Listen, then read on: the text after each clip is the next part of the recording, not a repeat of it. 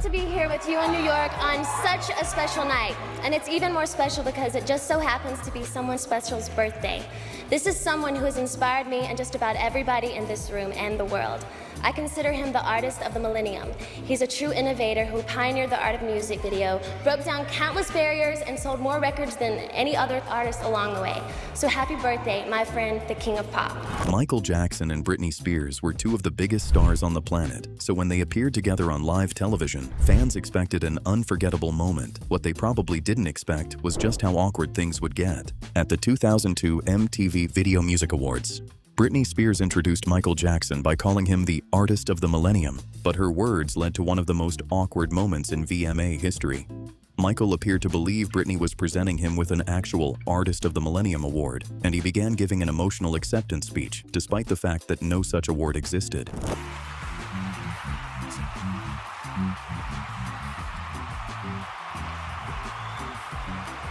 Wow. God bless you. I love you too. Yeah. Thank you very much, Britney Spears. You look wonderful. When I was a little boy in Indiana, if someone had told me that one day I would be getting, as a musician, the Artist of the Millennium Award, I wouldn't have believed it. This is really amazing. I can't believe it. The moment became even more uncomfortable as Britney stood beside him, realizing the misunderstanding. What was intended as a birthday tribute had suddenly turned into an acceptance speech for an award Michael had never actually won. Thank you so very much, but there's a couple of people I have to thank who made this possible. First, I'd like to thank God, who makes all things possible. My mother, Joseph Jackson, Catherine Jackson, Berry Gordy, Diana Ross, Gladys Knight, Quincy Jones, I love you. David Blaine, your magic is real and I believe in you.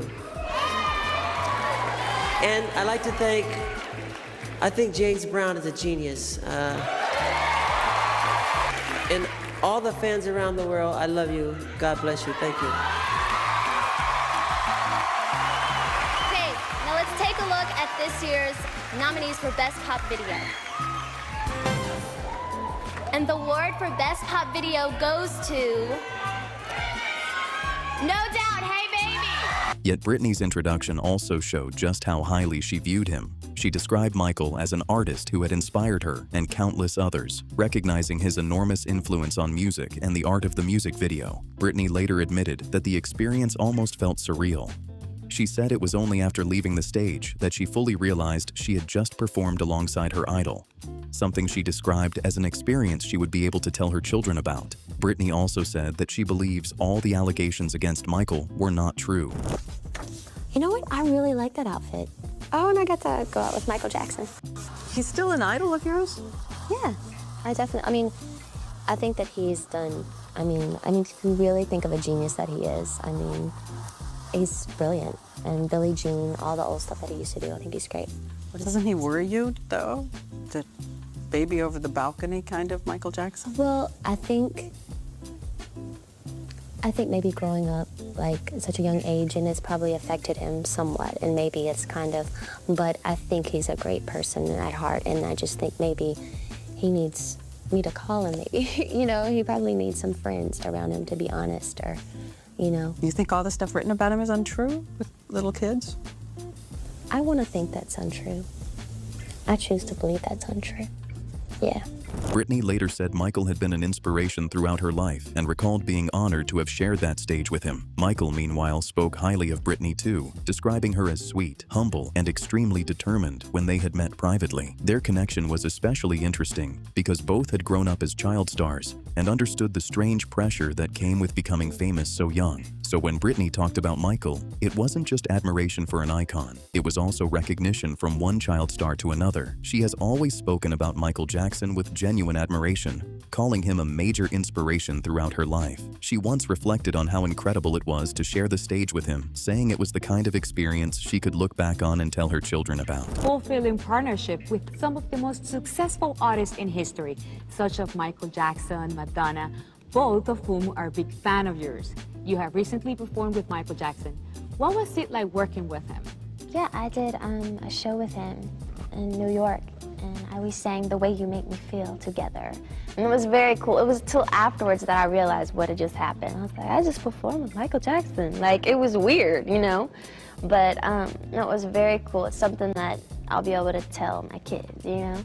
In her 2023 memoir, The Woman in Me, she explained that she had grown up completely idolizing him, looking at herself in the mirror as a little girl while blasting his music, because she viewed him as an absolute genius. The reality of sharing a stage with him felt entirely surreal. She mentioned that the true weight of the moment did not even hit her until she finally walked off the stage after their performance of The Way You Make Me Feel. I didn't really realize what had happened until I got off the stage, and I was like, I just performed with Michael Jackson, man. It was just really an amazing experience for me because The Way You Make Me Feel, that's the song that I performed with him. It's one of my all-time favorite songs.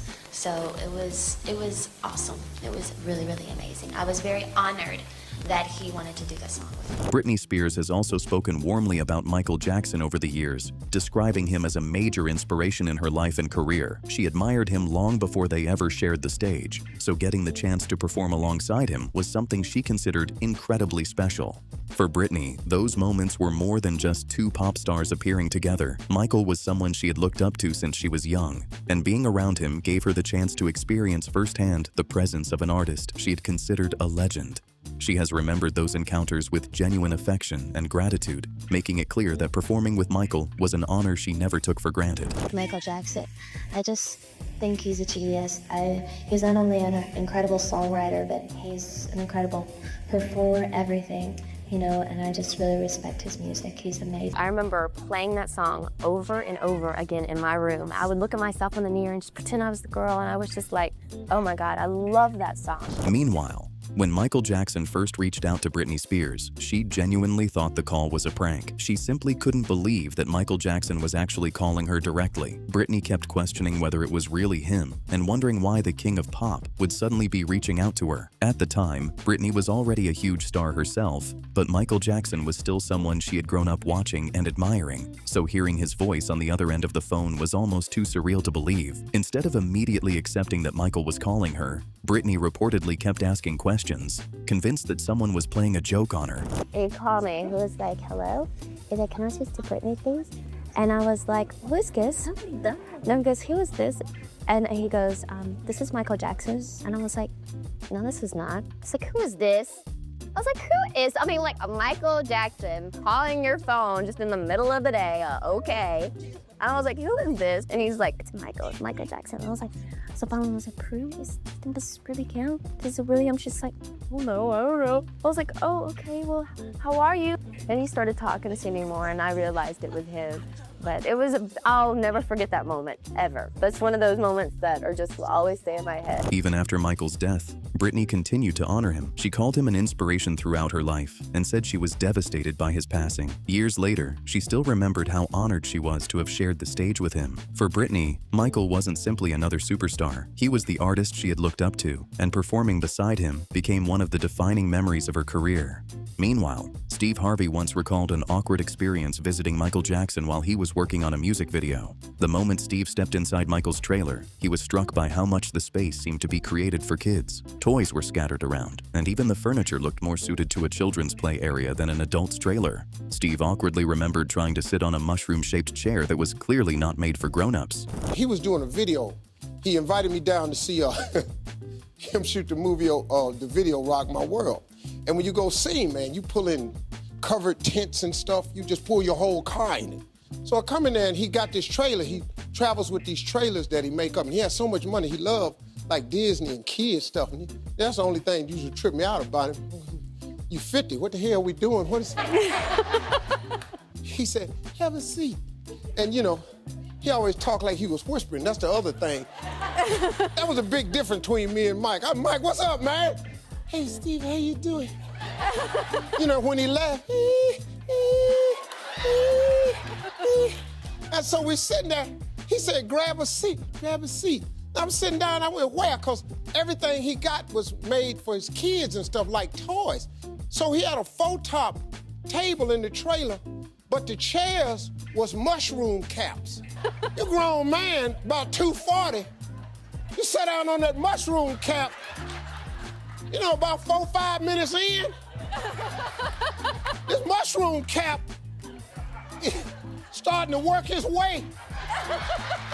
And then, the visit became even more awkward. Two children wearing detailed costumes suddenly dashed through the trailer. Steve assumed they were simply part of the music video shoot, but Michael casually explained that they were actually his own children. Steve was completely caught off guard by the revelation, making the encounter even more awkward. His memory offered a glimpse into the unusual and unexpected environment surrounding Michael when he was away from the spotlight. And I don't know what he was doing, and was sitting up there, and then these kids ran by, this boy and this girl, and the kids was dressed like Hansel and Gretel. So I thought, you know, they were shooting a video or something. Little boy had on a purple jumpsuit with some lace and them pilgrim shoes with the buckles on it. The little girl had one of them hoop skirts on. So Mike come up, I said, Mike, who the little white kids keep running through your trailer? He said, white kids, where?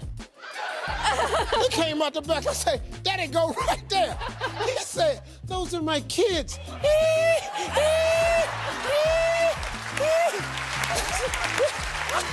Steve Harvey said Michael Jackson once asked him to take him to church, and Steve agreed without thinking much of it. He also explained that Michael genuinely wanted to go to church and be around people who prayed. He said Michael was a deeply spiritual person and wanted the experience for himself, not simply for attention. In fact, Michael did eventually attend First AME Church in Los Angeles with Steve, where he was warmly welcomed by the congregation.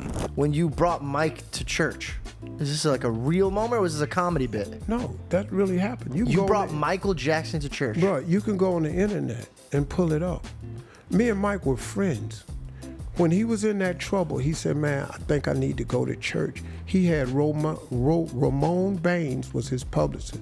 Said, Steve, Michael want to know if you'll take him to church. I called Chip Murray at the time, who was the pastor of AME Christian Church over in over off Crenshaw. I said, hey man, Mike want to go to church. He said, Michael who? I said, Michael Jackson. He wants to go to church. So I went to Mike's hotel. Mike had the whole Beverly Wilshire Hotel. He bought the whole floor and gutted it and remodeled it. Oh, he lived there? Yeah, because he got tired of driving from Neverland to go to court. So he bought the whole top floor, gutted it, and remodeled it, and made it his house. Wow. Oh, that's like next level. And so when I came to his house to pick him up, he came to the elevator with a moped. What? He was riding the moped down the hallway. What was he like as a human being? Dog, he's one of the coolest people I've ever met. He's very smart. But when he went to pick Michael up, he was completely caught off guard by what he saw. Steve recalled that Michael came out dressed in an unusual outfit that made him look completely out of place for a normal Sunday service. Steve joked about his appearance and basically had to ask him where he planned on going dressed like that. The story was funny to Steve because Michael was one of the most recognizable people in the world, yet he was about to walk into an ordinary church looking anything but ordinary. So he came out dressed to go to church, and he had this suit on, this naval suit with this one stripe going down the leg. And I looked at Mike, I said, hey man, where your suit at? You know, where your shirt? We going to church. You dress like Captain Crunch. He said, you're so crazy. No man, the hell you got on, dog? It's Captain Crunch. Steve Harvey recalled that Michael Jackson wanted the church visit to be completely low-key. According to Steve, Michael didn't want people to know he was coming because he simply wanted to attend church like everyone else, without creating a huge spectacle around himself. But with Michael Jackson, that was almost impossible. The moment word started getting around, the church quickly filled with people who were desperate to see him. And we get in the car, and he said, Steve, I don't want anybody to know I'm coming. My man, we got off the freeway, off the 10 on Crenshaw. People were lined up all over the bridge, all down Crenshaw, turned the corner on Adams, all up at the church. Dog, we were driving 4 miles an hour. It was people everywhere. I don't know who found out he was coming to church, but I didn't tell a soul. And we went in that church, and church was packed. Me and Mike sitting there, the choir is up, and Mike is just jamming. He's jamming to the church. And so he went to church, so he went down to the kids class because he loved kids. He sat down there with the kids who was talking to him. So the reporters are all outside. And he says, Steve, I don't want to talk to anybody. You go and talk for me. I said, all right, cool. So I go out there. It's 40 mics in front of me. Now you got all this online. It's 40 mics. Like a press conference. Yeah, it's Just for this guy to go to church. Steve said there were so many people inside that Michael couldn't exactly blend into the crowd. What was supposed to be a quiet Sunday at church suddenly turned into an unforgettable scene, with everyone trying to get a glimpse of the superstar. Steve found the whole situation ironic because Michael had specifically asked for privacy, yet his presence alone was enough to turn an ordinary church service into an event. But Steve, we want to talk to Mike. Mike ain't talking. Steve, we don't want to talk to you. Hey, man, cool. You ain't got to talk to me. But you can't talk to Mike. He don't want to talk to y'all. Why did he ask you? I don't know. Can we ask him that? You can't ask him nothing. He's not talk. He didn't talk to nobody. And then we got in the car. He had this Bentley. And every time you get in his Bentley, he has you sign the seal in or something. His signature's all over this car. Oh, how cute. You've ruined this Bentley. This is the car I want.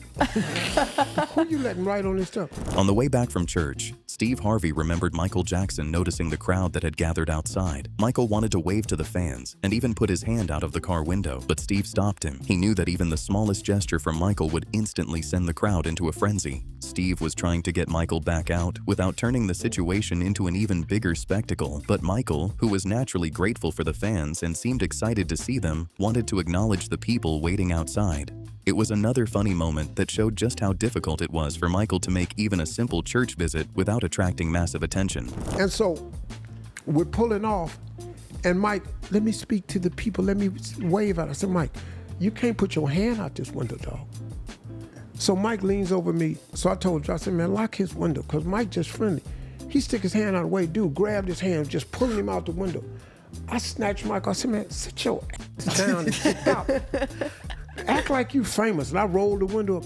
But Steve, the people, and they just mobbed him. That was a true story. He loves he loves people. One of Michael Jackson's funniest awkward moments happened in 1989 when Eddie Murphy presented him with a Lifetime Achievement Award at the American Music Awards. As Michael stepped up to the microphone to accept the award, he quickly realized the stand was too low. Trying to adjust it himself while holding the microphone, Michael turned to Eddie and politely asked him to pull it up. Eddie stepped in to help, but then jokingly acted like he suddenly remembered, wait, I'm a star too. The moment became even funnier when Eddie said how Michael simply told him, Eddie, pull it up, as if he were one of Michael's stage crew.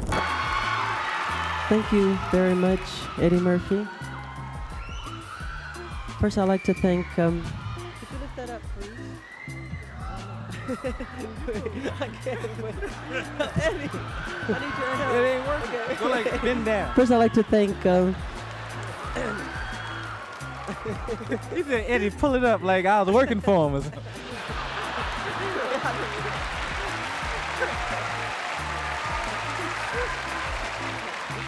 And I started to do it too. I was like, yes, Mike. Wait, what am I doing? Another awkward moment came when Michael Jackson appeared alongside Oprah Winfrey. During the interaction, Oprah tried to get Michael's attention, but he appeared to completely ignore her. Instead of turning toward her or responding right away, Michael remained focused elsewhere, leaving Oprah in an unexpectedly awkward position. For someone as confident and experienced on television as Oprah, the moment stood out because she was clearly trying to engage with Michael, while he seemed almost unaware of what was happening around him. Michael may not have intended to be rude at all, but his quiet and distant reaction made it look as though he was deliberately ignoring Oprah, turning an otherwise ordinary interaction into a surprisingly funny and uncomfortable moment. Out of singing, wait.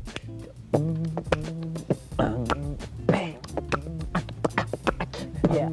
And when you are, for instance, when we were here before, you know what? I mean, all the things ever printed in the tabloid, the only things ever been true is when they said I couldn't dance. When we were here the last time shooting the commercial, you were like in between shots, running off, conceiving the dance, choreographing the dance. You were up all night dancing. Thanks for watching, and make sure to check out our other videos on the screen.